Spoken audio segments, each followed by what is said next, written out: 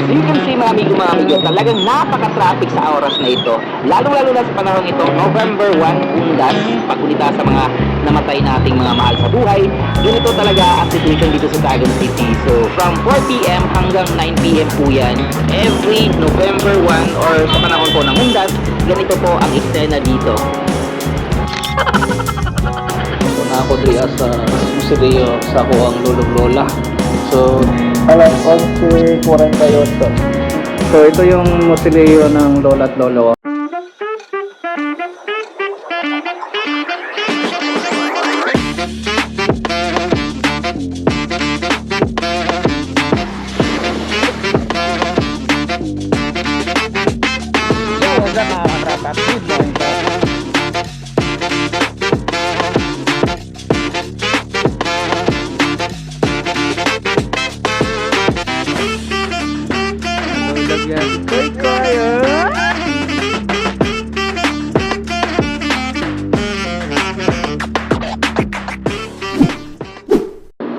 So, mayong gabi idra kanyo mga katrapaps, no? So, na ako diri sa museo sa ako ang lulog lola.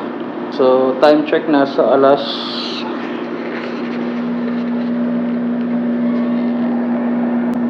11:48. So, ito yung museo ng lola at lolo. So, dati ko na itong naipakita last year nung nag-vlog ako about dito sa museo ng lola at lolo. So actually, naging tradition ko na, kaguliin ko na maaaring October 31 or November 1 sa gabi. So ako nagbabantay. And yan, ako lang mag-isa ang iiwan dito sa loob ng museo. Pero nandoon sila uncle sa labas sa may tent. Doon sila. So ako lang dito sa loob. So almost alas 12 na ng gabi. So okay lang dito is naka-aircon naman. Wala problema kung dito ka tumambay or dito ka matutulog kasi naka-aircon. So, meron namang CR dyan, saka lababo. Kung gusto mo kumain, meron namang mga pagkain doon sa may tent, no? So, ayan, I don't know kung uuwi ba ako ngayon or hindi. Kasi meron naman siguro magbabantay. Pero, actually, kapag wala talagang nagbabantay dito, nagpe-present ako na ako magbantay. Kasi traditional ko na ginagawa talaga ito. And yun, yung papa at saka yung kapatid ko is nandoon din nakalibing sa harap ng museo ng lolo at lola ko. So ito yun, dito tayo sa Gloria Cemetery. Hindi pa masyadong marami yung tao kasi nga October 31 pa. Siguro by tomorrow, November 1, marami siguro yung tao pupunta dito, or bukas maraming tao na pupunta dito. Yun lang, update lang tayo, no? So, how's your Halloween and how's your celebrations or pagbulita sa undas, sa pagbulita sa mga mahal natin sa buhay na nasa kabilang buhay? And me, I really miss my father o papa. Ay kami medyo pang suod, kami yung talagang si papa talaga yung parang sa pamilya ko yung laging nakakausap. So, magdadalawang taon na si Papa simula ng namatay siya. Dahil sa stroke saka sa pneumonia. So almost 3 years back na bedridden siya. Yung kapatid ko is namatay tagal na 2016 na disgrasya sa kuryente. So 35 years old siya that time. So ayun, dati, buhay pa yung kapatid ko. Kaming dalawa ng kapatid ko ang laging nag-represent na kami 1 sa gabi or 1 ng gabi. So yun, ang ginagawa na. Parang traditional na ginagawa. Siguro ngayon, I don't know kung hanggang umaga ako dito or uwi ako mayang madaling araw or maya-maya.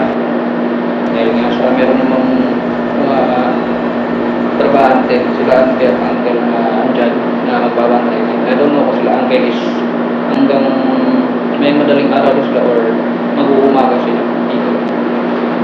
Kaya, hopefully masaya yung pagulitan ng undas nyo sa pag-alala sa mga mahal natin sa buhay. Diyan, saan man nakalibing yung mga mahal sa buhay. So ayan, kay lolo't lola ko. Ito yung lolo't lola ko talaga. Yan, sila lolo at lola ko. Si Nanay Shana at saka si Lola Kikoy. So, actually, I am one of those apo na nagkaroon ng pagkakataon na maalagaan din ng lolo at lola ko. So, si lolo at lola is mama at papa ng papa ko. Ayun, napamahalin sa akin si lolo at lola. Kasi, sa Leyte kasi dati, sila yung nag-aalaga din sa akin. So, ito. Again, happy Halloween sa tanan and magpuli na sa mabuti kalagayan niyo. Kayo, ginagawa niyo din ba ang mga ganito klaseng bagay, especially sa mga pagunita sa mga patay o sa undas? Natutulog din ba kayo sa mga ganito, sa mga sementeryo? Ako, hindi naman ako natatakot sa mga ganito kasi alam ko naman na safe dito. So, yan lang, happy Halloween sa tanan and ang pinta kanunay. May gabi.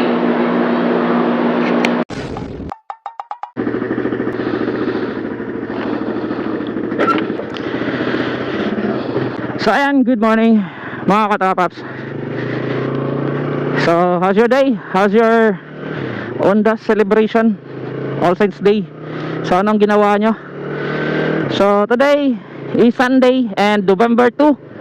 So kagabi November 1, hindi ako nakapag-vlog doon sa Glorious. So sa pagpunta namin kasi nag-multicab ako at saka naiwan itong aking mga camera. So ngayon ay punta tayo ng Glorious kasi yung aking gusto talagang makain sa Ondas ay yung biko. Kasi nung isang araw pa ako naghahanap talaga ng biko. So yun kasi yung parang hinahanap talaga ng karamihan kapag Ondas o araw ng mga patay, yung pagkain na biko. So good morning dito sa Tagum City. So ito po yung makikita nyo dito sa amin sa Tagum City kapag umaga. And yun nga, kapag mga November 1, kasi kahapon is Sabado, peak hours yun, November 1, 4 PM ng hapon hanggang gabi na yun, talagang sobrang traffic. So hindi na ako napag-vlog. So dati, ito naman yung dati ko na nagawa na vlog kapag peak hours. So ito ang magiging senaryo, no? Pagpupunta kayo na nakamotor or nakasakyanan, so traffic talaga. Sisingit na lang ako kasi sa tingin ko kaya ko naman. So yan, mayroong multicab sa harapan at isang Ford Ranger. Baka makasabit tayo, talagang GG tayo. Napakamahal pa naman ng pintura ng Ford at saka kahit anong sasakyan, mahal po yan. Once again, sa mapagpalang gabi po sa lahat. Kung bago ka pa lang dito sa aking video, don't forget to like, comment, at paki-share po sa ating video para makatulong po kayo sa ating mga ginagawang content. Then subscribe and click the bell para updated kayo sa mga bago nating uploads. Please panoorin niyo po ito hanggang matapos, mga amigo, mga amiga. As you can see, mga amigo, mga amiga, talagang napaka-traffic sa oras na ito. Lalo-lalo na sa panahon itong November 1, Undas, pagkunita sa mga namatay nating mga mahal sa buhay. Ganito talaga ang situation dito sa Tagum City. So, from 4 PM hanggang 9 PM po yan. Every November 1 or sa panahon po ng Undas, ganito po ang eksena dito. Ayan, shoutout kay Kuya, no? Talagang napalingon siya. So, hindi mo talaga maiwasan na mapapalingon ka. Lalo-lalo na sa katulad ko na nagsasalita ng malakas sa loob ng helmet. Yung para bang may kausap ka, nakatawag mo sa cellphone. So, ayan, kumusta din nga pala ang celebration nyo ng Undas dyan sa inyong lugar? Ganito din ba ang situation o makikita nyo sa mga daan kung papasok kayo sa mga sementeryo na pupuntahan nyo? Paki-comment na lang sa ubos, mga amigo, mga amiga. So yan, kung dati, kung walang traffic talaga dito or normal days lang, talagang kinukuha mo lang ng 3 minutes to 5 minutes lang po ang biyahe from doon sa may Yamaha 3S hanggang dito sa Glorious Cemetery. Pero ngayon, dahil nga sa medyo matraffic talaga at marami ang pumupunta ngayon sa mismong puntod ng kanilang mga yumaong mahal sa buhay, lalo-lalo na dito sa Glorious Cemetery, aabutin ka talaga ng siyam-siyam. So from 3 to 5 minutes na biyahe na normal na walang traffic, ngayon ay kung nakamotor ka at marunong kang sumingit, talagang aabutin ka pa rin ng 20 minutes to 30 minutes ang pagsisingit mo para lang makauna o makapasok agad sa mismong Glorious Cemetery. So ayan, dito tayo sa gilid. Gigilid po tayo para makauna. Kasi sa tingin ko po pwede naman tayong sumit-singit dito sa gilid dahil nga sa nakamotor lang tayo. Pero doble ingat pa rin tayo. Kahit maputik ito na side sa may gilid, kailangan natin lumusot para hindi tayo matagalan dito. Papasok mismo sa Glorious Cemetery. Pero kung naka 4 wheels ka, ay automatically talagang aabutin ka ng ilang oras dito kapag naka 4 wheels ka. Kaya nga nagmotor ako, hindi ko na lang ginamit yung aking multicab dahil talagang traffic na traffic. So ganito na lang talaga ang gagawin. Singit lang ng singit. At gaya na lang sa gagawin ko ngayon, sisingit na lang ako kasi sa tingin ko kaya ko naman. So yan, mayroong multicab sa harapan at isang Ford Ranger. Baka makasabit tayo, talagang GG tayo. Napakamahal pa naman ng pintura ng Ford at saka kahit anong sasakyan, mahal po yan. Talaga, kapag sasakyan ang nasira yung pintura, pagpapipintura pa lang yan ay aabot yan ng kulang-kulang na 5,000 up ang magagastos sa mga gas-gas ng sasakyan. So, iwas-iwas tayo sa ganun. Kaya, kung hindi ka sigurado, huwag ka na lang sisingit.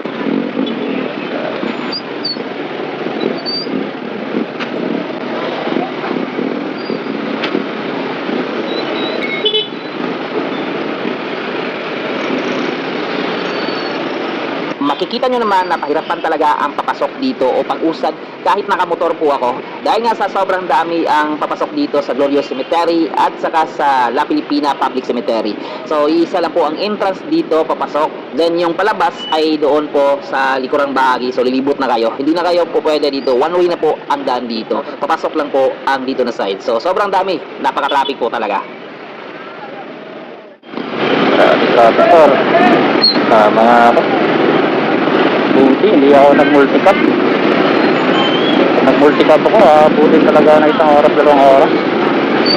Sobrang traffic. Diba? Marami kahit motor ka, hindi ka makausad. Ang basta-basta.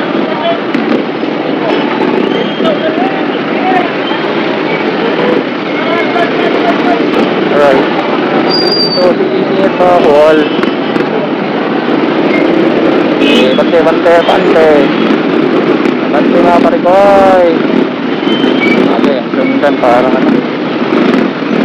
Tingnan natin pa mamaya kung ilang minuto tayo sumingit dito papasok sa Glorious lang. Sobrang lapit lang nun. Kasi sobrang traffic, abutin ko talaga ng samsam. Tingit. Panabosin ko yun.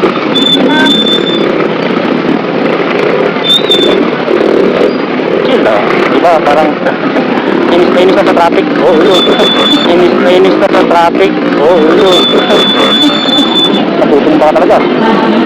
Singit. Singit.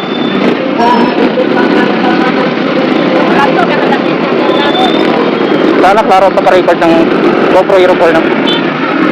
Yung mas pinili ko GoPro Hero 4 sa video. Baka magagamitan ako mamaya sa ano. Sa GoPro Hero 8. Sobrang napakat talaga. Guys, stop. May trabaho. Mayroong lining na susunog. Either lining ng motor or lining ng para sa magsisud. Mabaho ang lining niya. Doon baka sa kanya yun. Medyo mabaho ang lining. So, mayong gabi sa kanan, no? So, this is the update kapag pupunta kayo ng Glorious Cemetery sa mga oras na ito. So, expected ko naman na ganito talaga ang situation every November 1 dito sa traffic. Yun, no? Buti na lang nakamotor ako. Kung nag 4 wheels ka, abutin ka ng samsam. Either 1 to 2 hours papasok pa lang sa palengke papunta dito sa Glorious, no? Yan, malapit na ako sa entrance ng Glorious Cemetery. Diba, naiinis na talaga sa traffic. So, naman talaga. So, kung pumunta din, yan, magsingipan ka sa traffic. Ayun.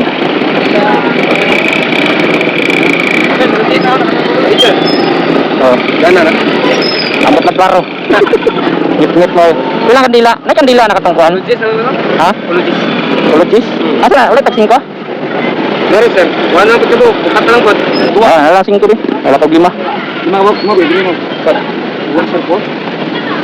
Bili mo. Apalo-tulo? Apalo na ito? Bili mo. Bili mo. Bili mo. Bili mo. Salat 30 na. Kumantanan. Makakaya lang. Kuli ka. Muli ka. Ako sa kong kulitan po. Ako sa kong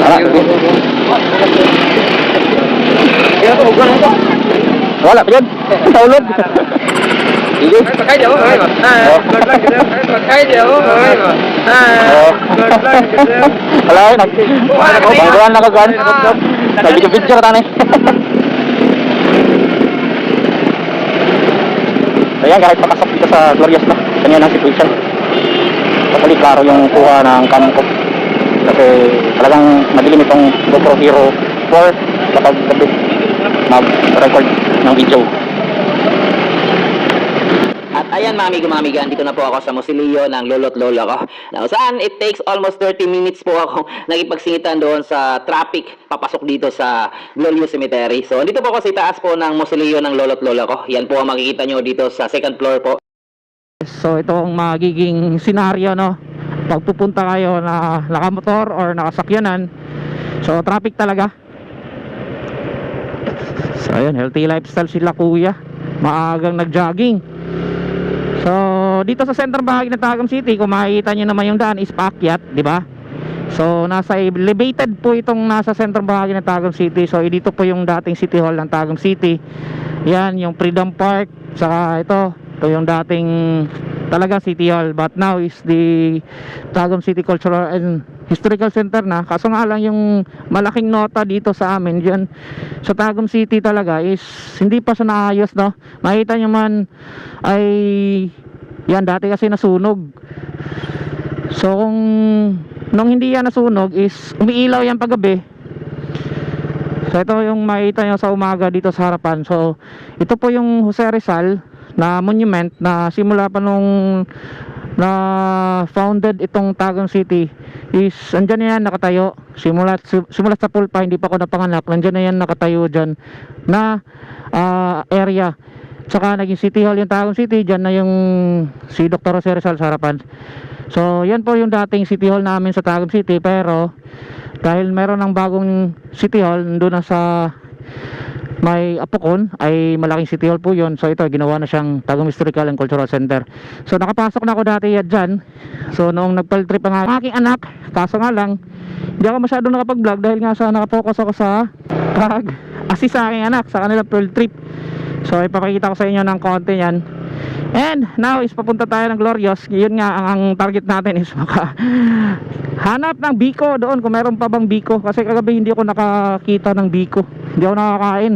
At saka nung isang araw siya tahimik ang umaga. So dito makikita nyo din meron mga lovebirds o yung mga ganyang mga ibon. Kalapate, dami yan dito.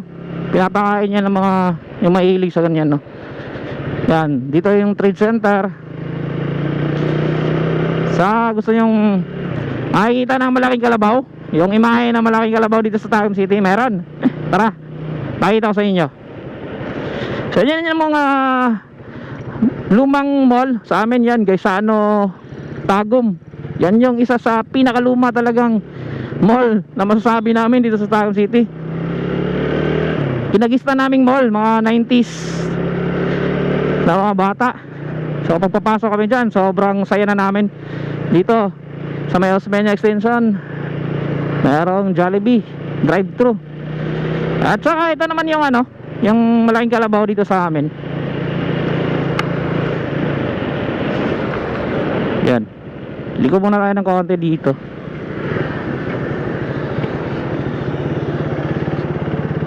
Diba? So ito yung Rotary Park namin. So napakalaki nito. At ito yung masasabi nating malaking imahe ng kalabaw na makikita nyo sa amin dito sa may center bahagi ng Tagum City, kung saan ay ito ay isang landmark na pinagmamalaki din ng Tagum City. So yan, gawa yan sa bakal. O yan, mga ritasong bakal, diba? So malaki yan. Ito yung malaking kalabaw sa amin, no? Yan. So may Halloween party pala dito kagabi. So ito yung bagong gymnasium na kung saan ay parang magiging ito ang isa sa attraction din someday pag natapos yan. So ginawa na talaga siyang malaking parang park, itong Rotary Park, no? So malaki ito at malawak ang Rotary Park sa amin. So ayan, good morning sa Tagum City. Yan. Hi. So doon tayo sa Glorious Cemetery. So dito, kung tutumbukin nyo ito dire-diretso is papunta po ito ng Mangkilam, saka Asuncion, then dire-diretso is papunta na po yan ng Talaingod, Kapalong Talaingod yun. Straight lang kayo dyan. So dito tayo liliko sa Osmeña Extension. So dito din na side ay dati kong kinalakihan, kasi batang Osmeña Extension din ako dati, kasi dito kami ng lola ko na tumatambay no way back na mga nasa 10 below ata ako, kasi dito mostly sila mama, kasi taga dito yung aking lola eh. Ayan, marami na pagbabago dito sa Tagum City. Hindi lang masyado akong nakakapag libot-libot o nakapag-ikot-ikot. And kung taga-Tagumenyo ka at nanonood ka sa mga videos ko, hopefully you like this video, at saka paki-comment na lang kung ano masasabi nyo sa pagbabago dito sa Tagum City. And also, paki-share din ng video na ito, at saka malaking bagay na po din sa akin yung pag-subscribe nyo sa aking YouTube channel, at saka paki-click na lang din ng bell for more updates. So ito po yung bahay ni Soy Baguio. So dating gobernador, dating mayor, yan, lolo ko po yan, side ni mama, si Soy Baguio. So isa din ako sa Rinya Soy Baguio na family. So relatives ko po yung mga Soy Baguio, kasi lolo ko po yan talaga, si Victorio Soy Baguio, side ni lola, side ni mama. Oh yan, dito tayo sa Maygante Road. Straight up, papunta po ito ng Gloria Cemetery, La Pilipina, at saka dito sa palengke namin, no? Sa Tagum City, sa malaking palengke, Tagum Public Market. Sa oras na ito is November 2, Sunday. So ito yung situation, hindi siya matraffic, hindi katulad kapag November 1 ay talagang matraffic hanggang gabi. So humupa yung traffic mga alas 10 na siguro ng gabi o hanggang madaling araw. Pero pag mga November 1, umaga hanggang hapon yan, at saka hanggang mga alas 10, alas 9 na medya ng gabi ay talagang traffic na traffic. So ito, dito na side, sobrang matraffic, at lalong lalo na meron namang kinumpuni dito na daan, kaya mas lalong nag-build up ng traffic. So dito straight up, kung gusto niyo namang pumunta ng ng New Corella, ito rin yung daan na maaari yung daanan papuntang New Corella, papunta doon sa La Pilipina. So ang sikat na falls doon is yung Panas na falls sa New Corella. Saka marami din mga magagandang tanawin. So until now, marami pa rin yung mga nagbebenta ng mga bulaklak para sa pag-alay ng sa kanila mga mahal sa buhay na pumayapa na. Ayan, yan o, Gixxer 155, Suzuki Gixxer 155. So sa isa sa nag-viral na vlog ko, no, sa pagre-review ng motor. So shoutout naman sa Suzuki, baka naman pwede nyo ako sponsoran, kasi I'm willing to collab with Suzuki sa any brand, as long as yan, pwede po yan kung magka-interest kayo na yan tayo.